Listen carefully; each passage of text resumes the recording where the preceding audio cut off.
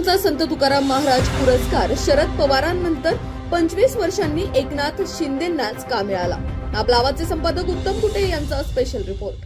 जगद्गुरु संत तुकाराम महाराजांच्या 375व्या वैकुंठ गमन दिनाच्या औचित्य साधून श्री क्षेत्र देहू देवस्थान समितीच्या वतीने उपमुख्यमंत्री एकनाथ शिंदे यांना जगद्गुरु तुकाराम महाराज पुरस्कार देऊन रविवार दिनांक 16 रोजी सन्मानित करण्यात आले।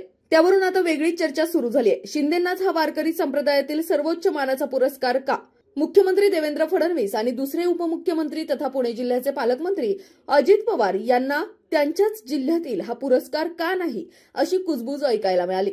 त्यामुळे वैभवी पगडी, शाल, उपरणे, विना, चिपळ्या, पुष्पहार, तुकाराम महाराज मूर्ती, संत तुकाराम महाराज गाथा, सन्मानपत्र असे स्वरूप असलेला हा पुरस्कार शिंदेंनाच का देण्यात आला हे आपण जाणून घेऊयात। यापूर्वी फक्त शरद पवार यांनाच हा पुरस्कार 25 वर्षापूर्वी 350व्या बीजेला देण्यात आलेला आहे।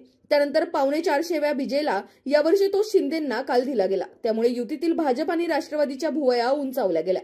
पण वारकरी संप्रदायासाठी शिंदे यांनी दिलेल्या विशेष योगदानाबद्दल हा पुरस्कार त्यांना देण्यात आल्याचे देहू देवस्थानच्या वतीने सांगण्यात आले। तसेच अजितदादा हे परिवारातील असून शरद पवार यांना तो यापूर्वी दिला असल्याचे त्यांनी स्पष्ट केले।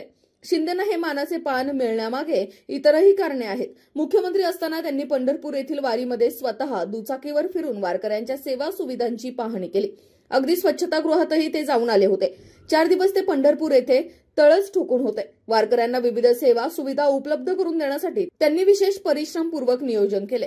जातीने त्यात लक्ष घातले। शिवाय प्रमुख पालखी सोहळ्यातील दिंड्यांना प्रतिदिंडी 20,000 रुपये अनुदान देण्याचा ऐतिहासिक निर्णय घेतला। अशा प्रकारे वारकरी संप्रदाय हितासाठी शिंदे यांनी केलेले कार्य, वारकरी संप्रदायाची केलेली सेवा आणि संप्रदायास दिलेल्या योगदानाबद्दल त्यांना देहू संस्थानचा हा पुरस्कार देऊन सन्मानित करण्यात आले, असे संस्थानचे अध्यक्ष पुरुषोत्तम मोरे महाराज यांनी आपल्या आवाजला थोड्या वेळापूर्वी सांगितले। निर्मल वारी, हरित वारीसाठीही शिंदेंनी विशेष योगदान दिले। पालखी मार्गाभोवती वृक्षारोपण केले।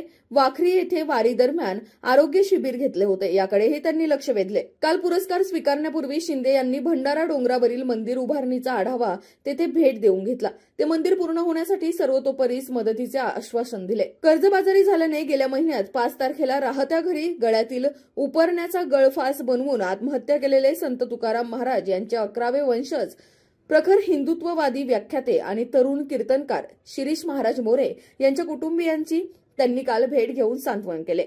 शिरीष महाराज यांनी टोकाचे पाऊल उचलल्यानंतर 4च दिवसात त्यांचा दशक्रिया विधी होण्यापूर्वीच शिंदेंनी आपले आमदार विजय शिवतारे यांना देहूला पाठवून मोरे महाराजांचे लाखो रुपयांचे कर्ज स्वतः फेडले। 9 तारखेला त्यांचा वाढदिवस असल्याने ते स्वतः येऊ शकले नाही, म्हणून त्यांनी शिवतारेंना पाठवून मोरे कुटुंबावरचा कर्जाचा डोंगर उतरवला।